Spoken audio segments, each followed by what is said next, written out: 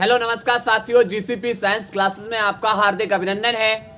जैसा कि बेटा आज हम आपके सामने लेकर आए हुए हैं केमिस्ट्री के 2023 के अनसॉल्व पेपर को, और हमने वादा किया था आपसे कि हम 2023 और 24 के सेट और उम्मीद रही तो 2022 के सेट भी हम कराएंगे। चिंता ना करिए क्योंकि अभी हमारे पास बहुत समय है। तो आप लोगों से उम्मीद है कि आप लोग लगातार मेहनत कर रहे होंगे और फिजिक्स के अंदर हमने 2024 के सेटों को करा के वन शॉट वीडियो कराना शुरू कर दिया है। वन शॉट वीडियो में ये है बेटा कि आप लोगों के टोटल जितने भी क्वेश्चंस बोर्ड एग्जाम से संबंधित हैं वो सब के सब, उसके अलावा उसके न्यूमेरिकल्स यानी हर टाइप का हमने न्यूमेरिकल्स कराया है। तो बस आप लोग लगातार मेहनत करते रहिए ताकि जितनी ज़्यादा से ज़्यादा मेहनत करेंगे रिजल्ट भी उतना ही अच्छा आएगा। और फिजिक्स लगातार जरूर देखें वन शॉट में। क्यों? क्योंकि आपके जो टॉपिक पढ़ाते हैं उसके numericals, topic plus numericals one shot में कर रहे हैं। क्लियर? तो बस आप लोग मेहनत करेंगे। और जैसा कि हमारा 2023 का पहला सेट है और जिसका कोड है CA और इसमें विकल्प दे रखे होते हैं शुरुआत में, तो चलते हैं पहले विकल्प की ओर। देखो पहला प्रश्न नंबर पहले का क्या है, बोला है निम्नलिखित में से कौन सा विलयन अणुसंख्य गुणधर्म एल्यूमिनियम, अणुसंख्य एल्यूमिनियम गुणधर्म नहीं है। देखो सबसे पहले आपको पता होना चाहिए भाई कि गुणधर्म, अणुसंख्य गुणधर्म कितने होते हैं। तो अणुसंख्य गुणधर्म होता है एक तो वाष्प दाब में आपेक्षिक अवनमन होता है, दूसरा हिमांक में अवनमन, तीसरा क्वथनांक में उन्नयन, चौथा परासरण दाब। ये चार हमारे विलयन के अणुसंख्य गुणधर्म होते हैं। अब आपसे इसमें पूछा है, देखो वाष्प दाब में अवनमन है, हिमांक अवनमन है, परासरण दाब है, पर पृष्ठ तनाव हमारा अणुसंख्य गुणधर्म नहीं है।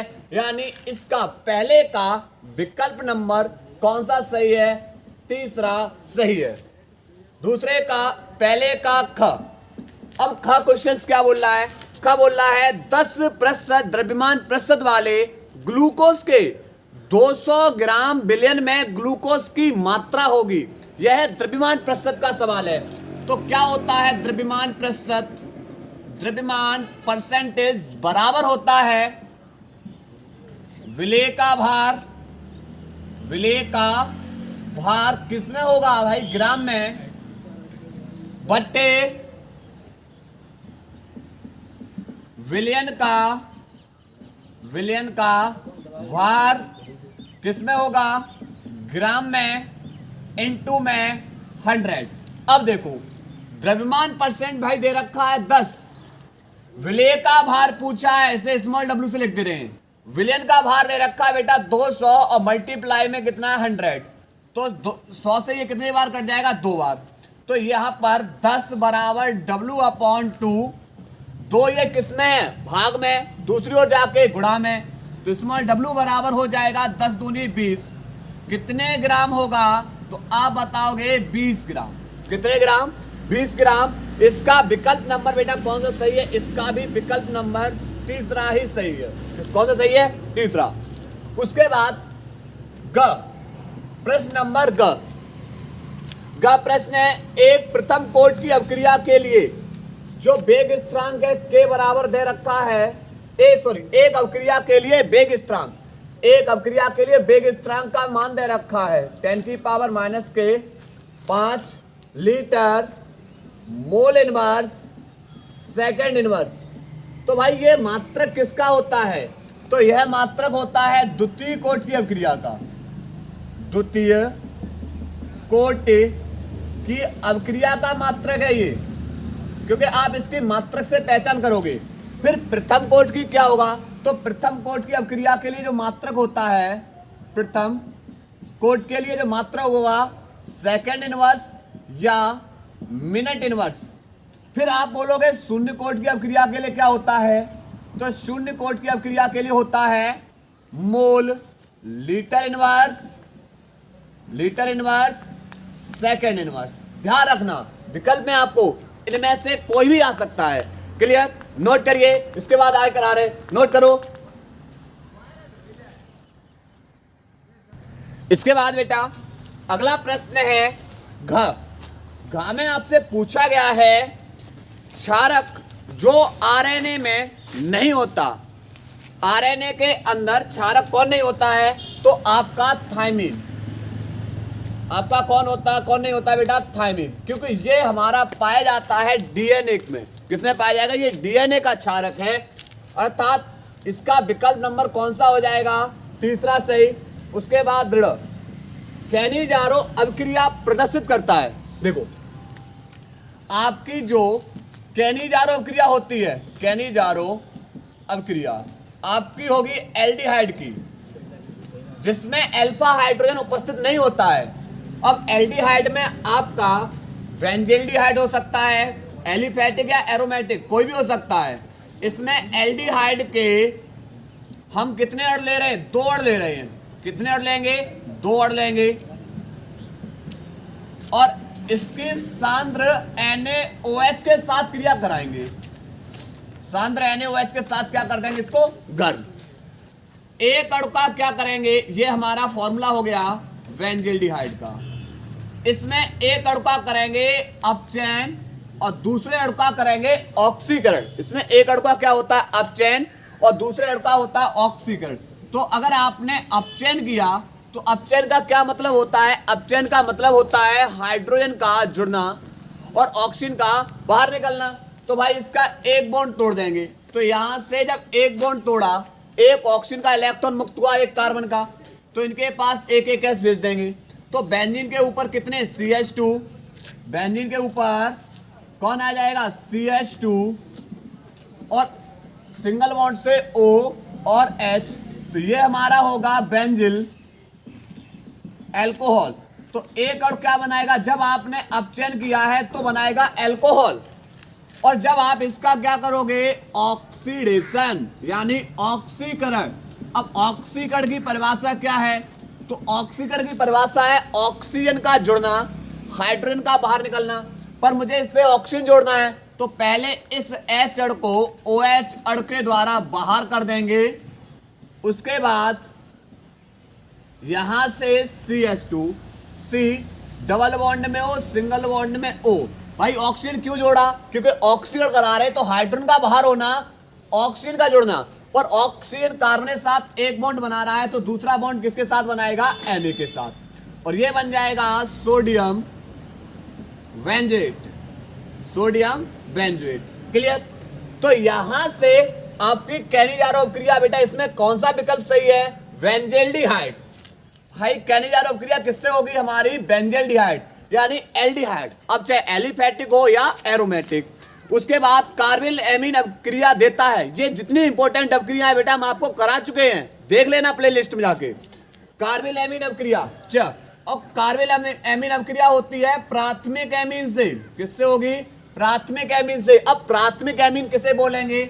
नाइट्रोजन के एक बॉन्ड से R या AR हो, तो ये बन जाएगा प्राथमिक एमीन। अब 2 डिग्री एमीन क्या होता है? कि नाइट्रोजन के 2 बॉन्ड से R जुड़ी हैं, तो ये 2 डिग्री एमीन। और 3 डिग्री एमीन क्या होगा? 3 डिग्री एमीन किसे बोलेंगे? तो आप बोलोगे कि नाइट्रोजन के 3 बॉन्ड से R जुड़ी हैं, तो ये बन जाएगा 3 डिग्री एमीन। अब इसमें विकल्प देखो, नाइट्रोजन, इसमें पहला विकल्प सही है। इसमें पहला विकल्प कैसा है बेटा? करेक्ट है। क्यों? क्यों? नाइट्रोजन से एक R जोड़ दो, या R की जगह हम किसको रख सकते हैं? तो R की जगह आप कोई भी एल्किल ग्रुप, जैसे CH3, C2H5, C3H7, कोई भी एल्किल ग्रुप रख सकते हैं। क्लियर? तो यहां पर ये हमारे विकल्प थे, नोट करिए। इसके बाद आगे करा रहे, नोट करो। के बाद बेटा प्रश्न नंबर दूसरे का क प्रश्न बोल रहा है विलयन के अणुसंख्यक गुणधर्म किसे कहते हैं? उदाहरण भी दीजिए। देखो क्या है विलयन का अणुसंख्यक गुणधर्म? किसी विलयन का वह गुणधर्म जो विलयन में उपस्थित कुल कणों की संख्या तथा विलय के कणों की संख्या के अनुपात पर निर्भर करते हैं, क्या कहलाएंगे? विलयन के अणुसंख्यिक गुणधर्म कहलाते हैं। है डालेंगे विलयन के अणुसंख्यक गुणधर्म लिखेंगे बेटा, इसके अंदर लिखेंगे किसी विलयन का वह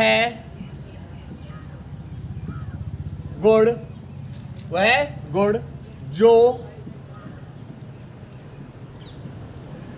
विलयन में उपस्थित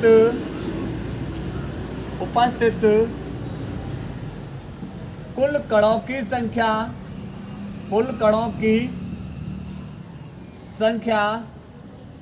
तथा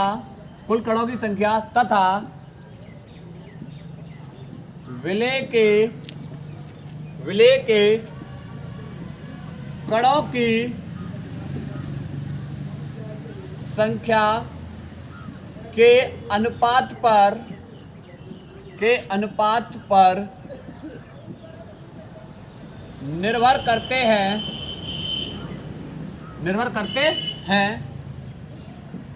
विलयन के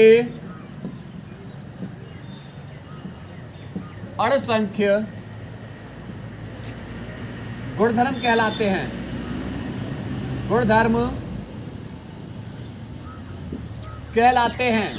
विलयन के अणुसंख्यक गुणधर्म कहलाते हैं। 4 होते हैं अणुसंख्यक गुणधर्म। अणुसंख्यक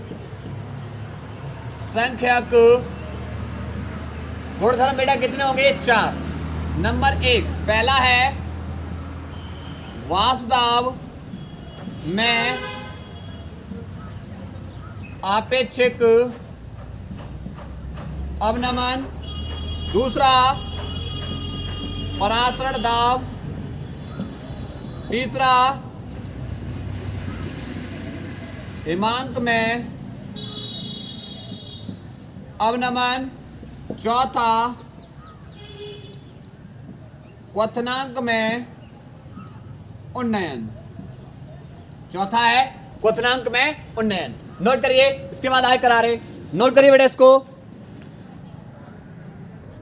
इसके बाद बेटा प्रश्न नंबर दूसरे का ख बोल रहा है रेडॉक्स विभव किसे कहते हैं?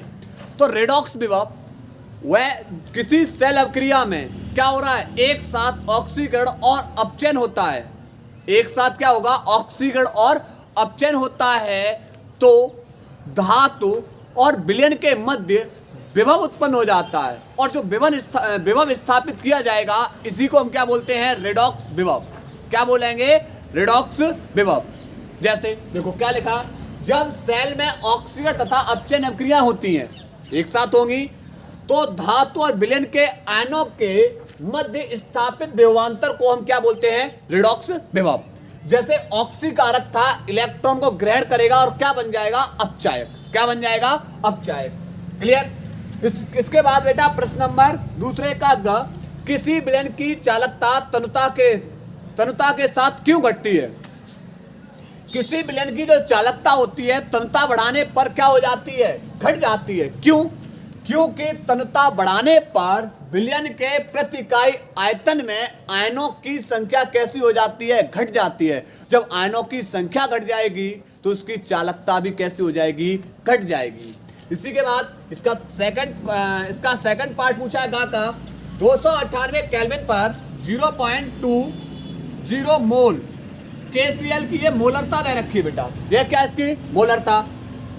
और इसकी चालकता दे रखी है, कप्पा बराबर बेटा दे रखा 0.248 सीमेंस सेंटीमीटर इनवर्स। ये क्या दे रखी है? इसकी चालकता। तो पूछिए इसकी मोलर चालकता। ये विलयन की चालकता है, हमसे पूछा है इसकी मोलर चालकता लैम्डा m। तो लैम्डा m बराबर होता है कप्पा इंटू में 1000 बट्टे में m। अब क्या करना है? केवल मान लगाने। कप्पा का वैल्यू यहाँ पर लगाएंगे 0.248 इंटू 1000 बट्टे मोलर चालकता 0.20। पर बेटा एक चीज देखो, ऊपर के अंक दशमलव है, ऊपर है आप बोलोगे 3, नीचे केवल 2 है, एक जीरो और बढ़ा लो, दशमलव से दशमलव कैंसिल। 200 का भाग कर देंगे इसके अंदर, 200 का भाग करेंगे 248 के अंदर, 200 एकम 200 बचे 48, भाग जाएंगे दशमलव लगाए 0, 200 दूनी 400 बचे 8 और 2 चौक 8, यानी 1.24 इंटू 1000 को लिख सकते हैं 10 की power 3 Simon centimetre square mole inverse. Clear? यह इसका क्या हो जाएगा? मात्रक हो जाएगा। नोट करेंगे इस प्रश्न को भी, नोट करिए।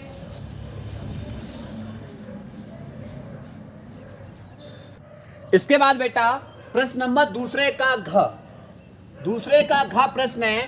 प्रथम कोटि की अवक्रिया है और प्रथम कोटि की अवक्रिया में जो इसकी प्रारंभिक सांद्रता है A बराबर दे रखा 1.24 इंटू 10 की पावर -2 मोल लीटर इनवर्स थी, जो 30 मिनट पश्चात कितनी रह जाती है? बची हुई मात्रा, यानी बची हुई मात्रा बेटा किससे लिखेंगे? A-x। इतनी कितनी रह जाती है? तो बची हुई मात्रा रह जाएगी 0.20 इंटू 10 की पावर -2 मोल लीटर इनवर्स। वेग स्थिरांक की गणना पूछी है। प्रथम कोटि की अवक्रिया के लिए फॉर्मूला होता है K बराबर 2.303/T log 10 A/A - x। मान लगाएंगे 2.303/T 30 log 10। A का वैल्यू कितना है? तो A का वैल्यू आप बताओगे 1.24 इंटू 10 की पावर -2 बट्टे A-x का वैल्यू 0.20 इंटू 10 की पावर -2। तो ये कैंसिल, 2 अंक दशमलव से 2 अंक दशमलव भी कैंसिल। क्लियर? 4 तिया 12, 4 एकम 4 और ये बन जाएगा 4 पंजे 20। तो 2.303 बट्टे 30 log 10, 5 का भाग कर देंगे तो 5 6 30 और 5 दूनी 10। अब log 6.2 का वैल्यू दे रखा है बेटा, log 6.2 का वैल्यू दे रखा है। कितना दे रखा है इसके अंदर? 0.7924। क्लियर? अब करना क्या है? इसका मल्टीप्लाई कर दो और 30 का क्या कर दे रहे? भाग। देखो 2.303 में मल्टीप्लाई करेंगे 7924 का। पहले देखो 4 तिया 12, 4 तिया 12, 4 दूनी 8 और 1 9, 2 तिया 6 0, 2 तिया 6, 2 दूनी 4। क्लियर? 9 तिया 27, 9 तिया 27, 9 दूनी 18, 18 और 2 20। उसके बाद 7 तिया 21, 7 तिया 21, 7 दूनी 14, 14 और 2 16, 2 6 और 1 7, 7 और 2 9, 9 10 और 8 18, 7 और 2 9 4 13 और 1 14, 2 6 और 2 8, यानी ये। तो कितना आएगा इसका मैं गुणा करके? तो इसका गुणा करके आया के बराबर, मैं इधर कर दे रहा हूं बेटा, लिख दे रहा हूं 18 24 89 और 72 पर के अंक बाद दशमलव है। देखो 4 अंक ये रहा, 3 ये रहा, 7 अंक। तो 1 2 3 4 5 6 और 1 7, यहां आ जाएगा दशमलव। बट्टे में कितना है? 30। 1 2 3 4 5 6 7, 7 तक बाद दशमलव। ठीक है? 30 का भाग कर देंगे इसके अंदर। कितने का भाग कर देंगे? 30 का। ठीक है? अब देखो 3 से कट जाएगा क्या? ये 3 18 3 8 24, 3 एकम 3, 3 दूनी 6 29 हो गए और 3 नहीं बेटा 3 से नहीं कटेगा, भाग करना होगा। तो दशमलव हटाएंगे, नीचे कितना जीरो बढ़ा ले? 10 की पावर सीधा 7 बढ़ा दिया, 7 तक दशमलव था हटा दिया, सीधा बढ़ा दिया। 30 का भाग करें केवल अभी 18 24 89 72। देखो 3 18 180 2 और भाग जाए नहीं, भाग टूटे बिंदी 8 का उतारा, 3 8 24 8, कितना उतारा लेंगे बेटा यहाँ पर? 9 का।